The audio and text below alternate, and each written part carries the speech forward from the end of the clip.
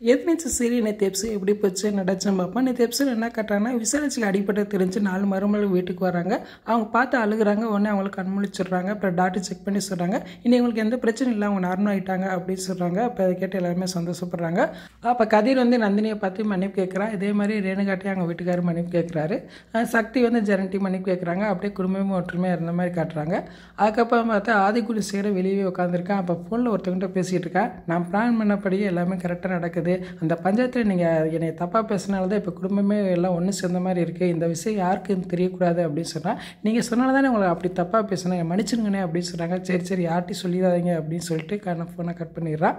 அதுக்கப்புறம் பார்த்தா 4 மருமகளை அவங்க பிள்ளைகளை வச்சு பேசிக்கிட்டு இருக்காங்க. பேசாமல் நம்ம பிள்ளைகளை கூப்பிட்டு போயிடுவோமா, நம்ம அவசரப்பட்டு வந்துட்டோமோன்னு தோணுது அப்படின்னு நந்தினி சொல்கிறாங்க.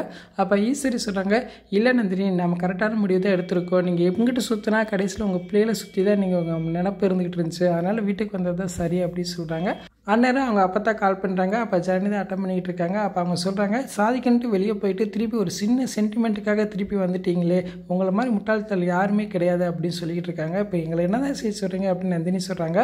நீங்கள் வந்தது சரிதான், ஆனால் வீட்டில் இருந்துக்கிட்டே நீங்கள் வந்து படிப்படியாக முன்னேற பார்க்கணும். இன்றைக்கி எக்காரணத்தை கொண்டு ஆதிக்குண சேர உங்கள்கிட்ட நேரடியாக மோதவே மாட்டேன். அவன் மோதுற விதமே வேறு மாதிரி இருக்கும். அவங்கக்கிட்ட உங்கள் வீட்டுக்காரர் நல்லபடியாக நடந்துக்கிடுவார். அவங்கள வச்சு நீங்கள் கரெக்டான காயினை கட்டி போய்கிட்டே இருங்க அப்படின்னு சொல்கிறாங்க. உடனே அவங்க எல்லோரும் சரி சொல்கிற மாதிரி கட்டுறாங்க.